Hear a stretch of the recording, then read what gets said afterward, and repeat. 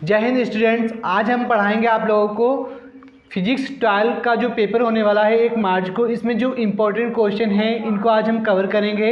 Important question में आपके numericals भी रहेंगे और क्वेश्चन भी करवाएंगे, ठीक है। तो इसमें पहला जो क्वेश्चन है आपका वो विवर्तन पर आधारित है, ठीक है। किस पर आधारित है आपका?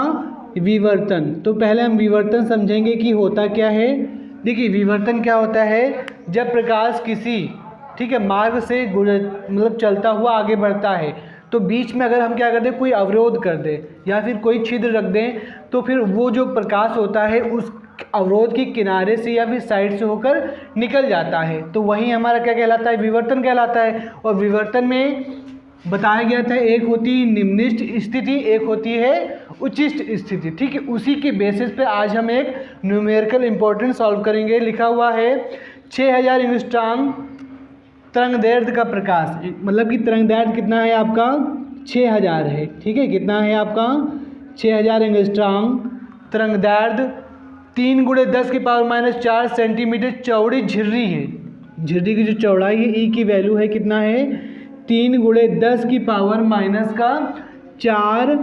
सेंटीमीटर, ठीक है। इसको मीटर में चेंज करेंगे तो क्या करेंगे? 100 से भाग कर देंगे ना, क्योंकि एक जो है मीटर होता है किसके बराबर होता है? 100 सेंटीमीटर के। तो ई बराबर, ये हमारा क्या है? छिद्र की चौड़ाई 3 गुणे और ये प्लस ऊपर जाएगा -10⁻⁻6 क्या हो जाएगा? मीटर, ठीक है। उसके बाद झिर्री पर अभिलंबवत पड़ता है तृतीय निम्निष्ठ की कोणीय स्थिति।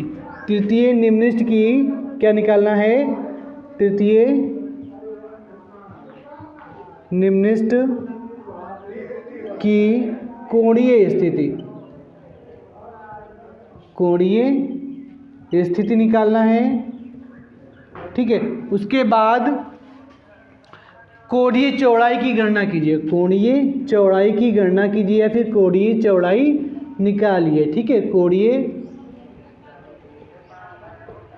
चौड़ाई हमको निकालना है। देखो यहाँ पर तृतीय निम्निष्ठ क्या है हमारा? तृतीय निम्निष्ठ, ठीक है। क्या है? तृतीय निम्निष्ठ की कोणीय स्थिति और कोणीय चौड़ाई ज्ञात करना। तो तृतीय निम्निष्ठ की कोणीय स्थिति का जो फार्मूला होता है हमारा, थीटा इजकल टू ±3 लैम्डा अपान, ठीक है। 3 लैम्डा अपान का क्या होता है? ई होता है, अपान का ई। तो 3 हमारा यहाँ पे लिखेंगे, लैम्डा हमारा तरंगदैर्घ्य है कितना है? 6000 एंगस्ट्रॉम। इसको हम मीटर में चेंज करेंगे, 10 की पावर कितना हो जाएगा? 10 मीटर, क्योंकि 1 एंगस्ट्रॉम में कितने मीटर होते हैं? 10 की पावर -10 मीटर। अपान का ई जो है ये क्या है? चौड़ाई है, झिर्री की चौड़ाई कितना? 3 × 10⁻⁻6, ठीक है। अब देखो इसको सॉल्व करेंगे, 3 से 3 क्या हो जाएगा? कैंसिल हो जाएगा। हमारा बचेगा कितना? 6000 एंगस्ट्रॉम और ये माइनस ऊपर जाएगा प्लस, तो 10 की पावर -10 था और ये माइनस से ऊपर जाएगा क्या हो जाएगा? +6। अब इसको सॉल्व कर लेंगे, 6 गुणे प्लस माइनस माइनस, या इसको हम लिख सकते हैं 6000 को 10 की घात कितना? 3 और ये 10 से 6 जाएगा, कितना बचेगा? -4 बचेगा। तो प्लस माइनस फिर माइनस हो जाएगा ना, 6 हमारा 6 हो जाएगा 10 की पावर -1। इसको हम नीचे उठा लाएंगे तो यहाँ हो जाएगा 6/10। 10 को काटेंगे, एक अंक बाद क्या लगा देंगे? डेसिमल लगा देंगे। तो आंसर हमारा कितना आ जाएगा? 0.6। ये हमारा क्या है? थीटा है, ठीक है। थीटा मतलब कि ये हमारी कोणीय स्थिति है। इसका हम लिख सकते हैं रेडियन में, ठीक। किस में लिख सकते हैं? रेडियन, क्योंकि जो थीटा की जो मात्रक होता है वो क्या होता है? रेडियन होता है और डिग्री होता है, 2 मात्रक होते हैं ना। तो यहाँ पर मात्रक क्या हो जाएगा हमारा? 6 रेडियन। तो ये हमारी थी तृतीय निम्निष्ठ की कोणीय स्थिति। आपको कोणीय चौड़ाई निकालना है, ठीक है। तो कोणीय चौड़ाई का फार्मूला होता है 2θ = 2 लैम्डा अपान का ई होता है, ठीक। अब यहाँ पर वैल्यू रखेंगे 2, यहाँ पर क्या है? लैम्डा है ना, ये हमारा क्या है? लैम्डा। तो लैम्डा जो है इसकी तरंगदैर्घ्य है, ये हमारा क्या है? तरंगदैर्घ्य 6000 एंगस्ट्रॉम। इसको लिख सकते हैं 6000 × 10 की पावर -10, ठीक है, -10 की पावर -10 और ई हमारा 3 × 10 की पावर -6। अब ये हमारा कट जाएगा, ठीक है। 3 कम 3, 3 दूनी कितना हो जाएगा 6 और ये हमारा कितना 0 3 0, 2 दूना कितना हो जाएगा 4, 2 दूना 4 और ये माइनस ऊपर जाएगा प्लस 10 की पावर ये हमारा 3 हो जाएगा। ठीक है, ये जो 2000 था तो इसको हम लिख लिया 10 की पावर 3 और ये माइनस ऊपर जाएगा प्लस, तो यहाँ पर 10 की पावर माइनस का 10 और प्लस का कितना 6, इसको सॉल्व कर लेंगे तो ये माइनस है ये माइनस है प्लस हो जाएगा। ठीक है, 6 और 3 कितना होता है 9 और 10 से 9 घटा देंगे तो कितना बचेगा हमारा 10 की पावर माइनस का 1, इसको नीचे लेंगे तो 4/10, 10 को काटेंगे एक अंक बाद डेसिमल लगाएंगे कितना आ जाएगा 0.4 रेडियन। ठीक है, ये हमारा क्या हो जाएगा कोणीय चौड़ाई, ये हमारा कोणीय चौड़ाई और ये हमारा तृतीय निम्नलिखित की कोणीय स्थिति। तो वेरी इंपॉर्टेंट क्वेश्चन था, इसको आप लोग नोट कर लीजिए। और विवर्तन का जो डेरिवेशन है, विवर्तन का जो डेरिवेशन है इसको भी आप लोग कायदे से तैयार कर लीजिएगा, क्योंकि ये इस बार विवर्तन और व्यतिकरण दोनों ही इंपॉर्टेंट होने वाले हैं। तो इसको आप लोग नोट कर लीजिए, पहला क्वेश्चन था। इसके बाद सेकेंड क्वेश्चन करवाएंगे। अब नेक्स्ट क्वेश्चन है आपका, एक उत्तेजित हाइड्रोजन परमाणु के इलेक्ट्रॉन की ऊर्जा, एक हमारा क्या है हाइड्रोजन परमाणु है, इसमें इलेक्ट्रॉन की जो एनर्जी है वो दे रखी है कितनी माइनस का 3.4 इलेक्ट्रॉन वोल्ट है। इलेक्ट्रॉन का कोणीय संवेग ज्ञात कीजिए। इलेक्ट्रॉन की क्या निकालना है कोणीय संवेग ज्ञात करना है, जबकि दे रखा है nवीं कक्षा में इलेक्ट्रॉन की ऊर्जा, nवीं कक्षा दे रखा है आपका nवीं कक्षा में इलेक्ट्रॉन की ऊर्जा, इलेक्ट्रॉन की क्या ऊर्जा या फिर एनर्जी है ना, ये दे रखा है कितना 13 माइनस का 13.6 अपान का n²। ठीक है, और यहाँ पर क्या है उत्तेजित हाइड्रोजन परमाणु, उत्तेजित हाइड्रोजन परमाणु की ऊर्जा ये दे रखी है, हाइड्रोजन परमाणु की ऊर्जा दे रखी है कितना माइनस का 3.4, ये हाइड्रोजन परमाणु की ऊर्जा 3.4, दोनों को आपस में बराबर कर लेंगे तो यहाँ पर माइनस का 3.4 इक्वल टू माइनस का 13.6 अपान का ये n का स्क्वायर हो जाएगा। कक्षा हम निकालेंगे यहाँ से, ये माइनस माइनस क्या हो जाएगा प्लस, ये तुम्हारा बटे में उधर जाएगा गुणे में, तो n का स्क्वायर इक्वल टू 13.6 अपान 3.4। इसको हम क्या कर लेंगे अच्छे तरह से सॉल्व कर लेंगे। यहाँ से हम क्या करेंगे n जो है हमारी कक्षा है इसका मान निकालेंगे, तो कक्षा का मान निकालने के लिए हम क्या लगाएंगे डेसिमल से डेसिमल हटा देंगे। ठीक है, और ये जाएगा हमारा कितनी बार 4 बार में कट जाएगा, तो n बराबर ये रूट का कितना हो जाएगा 4, और 4 जो है रूट है किसका 2 का।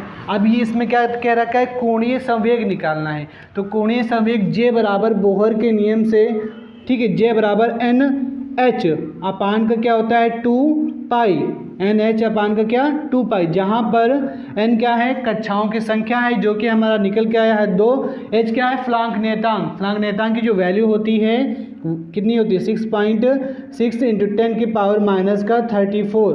ठीक है 34 अपान 2, और पाई की वैल्यू कितना 3.14, 3 पॉइंट कितना हो जाएगा 14 हो जाएगा। आप देखो यहाँ से 2 से 2 कैंसिल हो गया भैया, 2 से 2 कैंसिल। अब देखो यहाँ पे जब ये डेसिमल हटाएंगे तो यहाँ पे 10 की घात कितना आ जाएगा या 100 कर लो, और यहाँ पे हटाओ तो यहाँ पे कितना हो जाएगा 10, 0 से 0 कैंसिल, 0 0 कैंसिल, और ये plus minus minus, plus minus क्या हो जाएगा माइनस, या फिर यहाँ इसको कर दो 660, ये 10 इसके साथ गुणा हो जाएगा कितना हो जाएगा 660 बटेगा कितना 314, और 10 की घात माइनस का 34, इसको डिवाइड कर सकते हैं ना, इसको डिवाइड करें यहाँ पर 314 डिवाइडेड कितना 660, तो 2 बार में जाएगा 14 दूनी 28 हो जाएगा, 3 दूनी 6 हो जाएगा, घटाओ इसको 10 से 8 गया, 10 से 8 गया 2 बचा, और यहाँ बचा 4 नहीं 5, 5 से 2 गया 3, 32 डेसिमल लगाया 0 बढ़ाया। आप देखो यहाँ पे कितनी बार जाएगा, एक बार जाएगा ना,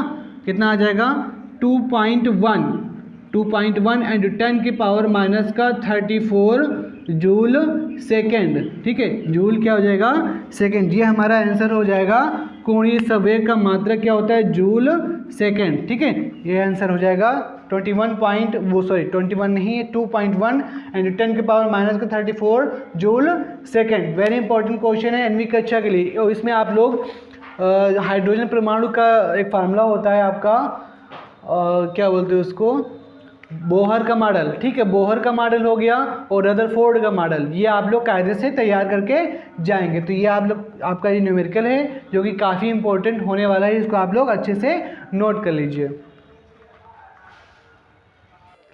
अगला आपका मेन टॉपिक होने वाला है हाइगेंस का द्वितीयक तरंग का सिद्धांत के आधार पर परावर्तन की व्याख्या कीजिए और अपवर्तन की व्याख्या कीजिए। वेरी इंपॉर्टेंट टॉपिक होने वाला है। इसमें से एक पूछ सकता है कि परावर्तन पर व्याख्या करना है कि अपवर्तन की व्याख्या करना है, दोनों ही समझा देंगे।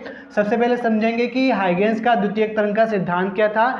इसमें बताया गया था कि किसी माध्यम में तरंग स्रोत, मतलब कोई माध्यम में यदि कोई तरंग स्रोत रखा है तो उसमें से जो तरंगे निकलेंगी, उस तरंग स्रोत से जो तरंगे निकलेंगी तो माध्यम में सभी दिशाओं में क्या हो जाएंगी, फैल जाएंगी ना। तो माध्यम की जो सभी दिशाओं में फैलेंगी तो उन्हें हम क्या कहेंगे, तरंगार्घ कहेंगे। उन्हें हम क्या कहेंगे, तरंगार्घ कहेंगे। और ये जो तरंगे होंगी कंपन की समान कला में होंगी। ये जो तरंगे निकलेंगी तरंग स्रोत से कंपन की क्या होंगी, समान कला में होंगी, तो उसे हम तरंगार्घ कहेंगे। अब तरंगार्घ कण से भी क्या निकलने, लेकिन क्या करेंगी, दूसरी जो तरंग हैं वो भी क्या होंगी, निकलने लगेंगी। मान लो कि ये हमारा क्या है, कोई तरंग स्रोत है, ये हमारा क्या है, तरंग स्रोत है, ठीक है। अब यहाँ से क्या हुई, तरंगे निकलने लगी, यहाँ से तरंगे निकलने लगी। अब ये जो तरंगे हैं कंपन की समान कला में होंगी, इसीलिए इसको हम क्या कहेंगे, तरंगार्घ। क्या कहेंगे हम, तरंगार्घ कहेंगे। अब तरंगार्घ ये जो कण है इनसे भी क्या निकलने लगेगी, तरंगे निकलने लगेंगी, है ना, इनसे भी तरंगे निकलने लगेंगी। तो ये जो तरंगे होंगी वो उसी समान चाल से आगे बढ़ेंगी जिस प्रकार से पहली वाली तरंगे आगे बढ़ रही थी। पहली वाली जो तरंगे आगे बढ़ रही थी उसके बाद जो तरंगार्घ से भी तरंगे निकलने लगेंगी, तो वो उस चाल से ही आगे बढ़ेंगी जिस चाल से पहली वाली तरंगे आगे बढ़ रही थी। तो ये जो तरंगे आगे बढ़ रही हैं द्वितीयक, उसे ही क्या कहेंगे हम, हाइगेंस का द्वितीयक तरंग का सिद्धांत। समझ में आ गया होगा कि तरंग स्रोत से अगर तरंगे निकलती हैं तो कंपन की समान कला में होती हैं। समान कला में होने के बाद उन तरंगों से, उन समान कला में होंगी तो उसे तरंगार्घ कहेंगे। अब तरंगार्घ से भी क्या निकलने लगेंगी, तरंगे निकलेंगी, ठीक है। माध्यम में जो कण होंगे वो प्रसारित होने लगेंगे, तो इनको ही क्या कहेंगे, द्वितीयक तरंगिकाएं कहेंगे, ठीक है। अब इसके आधार पर परावर्तन का नियम में बताया गया था कि जो आई है वो किसके बराबर होगा, आर के, ठीक है। आई हमारा परावर्तन कोण और अपवर्तन कोण, परावर्तन और अपवर्तन ऐसा बनाते हैं। ये हमारा क्या था, पृष्ठ था, इसी पे टकराने के बाद उधर उसी माध्यम में क्या हो गया, लौट गया। और ये हमारा क्या था, अभिलंब था, और ये हमारा आई था, और ये हमारा क्या था, आर था, ठीक है। तो ये हमारा परावर्तन कोण और आपतन कोण, ठीक है। परावर्तित किरण और नहीं, ये हमारा क्या है, आपतित किरण है, और ये हमारा क्या है, परावर्तित किरण है। परावर्तित हो गया ना, और ये हमारा क्या है, आपतित है। ये हमारी आपतित किरण है और ये हमारी परावर्तित किरण। और ये अभिलंब जो होगा तीनों ही एक ही तल में होगा, उसे ही क्या कहते थे हम, परावर्तन कहते थे। जब किसी चिकने पृष्ठ से प्रकाश की किरण टकराता है, टकराने के बाद उसी माध्यम में क्या होता है, लौट जाता है, तो वो हमारा क्या कहलाता था, परावर्तन कहलाता था। तो इसमें जो एंगल आई था वो किसके बराबर था, आर के, और एंगल आई हमारा क्या है, आपतन कोण, और आर हमारा क्या है, परावर्तन कोण। और परावर्तन में बताया गया था कि जब प्रकाश एक माध्यम से दूसरे माध्यम में जाता है, एक माध्यम से दूसरे माध्यम में जाता है तो अभिलंब से दूर हट जाता है, अभिलंब से या तो दूर हट जाएगा या तो अभिलंब की तरफ झुक जाएगा, तो उसे हम क्या कहते थे, प्रकाश का अपवर्तन, ठीक है। उसे हम क्या कहते थे, प्रकाश का अपवर्तन। तो यहाँ पर एक हमारा आपतित कोण बनता था, एक हमारा परावर्तित कोण बनता था, मतलब परावर्तित हट जाता था ना अभिलंब से, तो एक हमारा आपतित कोण और एक हमारा परावर्तित कोण। तो यहाँ से साइन आई अपान का साइन आर इजकल टू किसके था, एन के, ठीक है, जिसे हम स्नेल का नियम भी कहते थे। लेकिन मान लो इस माध्यम में प्रकाश की चाल v1 है ना, v1, और यहाँ पर प्रकाश जब टकराने के बाद दूसरे माध्यम में गया तो इसकी चाल क्या हो गया, v2 हो गया, यहाँ पर चाल v2। तो यहाँ से हमारा एक फार्मूला निकला था 1n12 इजकल टू v1 अपान का v2। तो यहाँ से v1 पहले माध्यम में प्रकाश की चाल है और v2 हमारा क्या है, दूसरे माध्यम में प्रकाश की चाल है। तो आप लोग अच्छी तरह से समझ गए होंगे, ठीक है, परावर्तन के द्वारा हाइगेंस के सिद्धांत को कैसे डिफाइन करना है और अपवर्तन की व्याख्या हाइगेंस के सिद्धांत के अनुसार कैसे करना है। तो ये हमारा था अपवर्तन का और ये हमारा था क्या, परावर्तन का। ठीक है, तो अगर हमारी वीडियो अच्छी लगी तो वीडियो को लाइक, चैनल को सब्सक्राइब और वीडियो को ज़्यादा से ज़्यादा शेयर करें। धन्यवाद।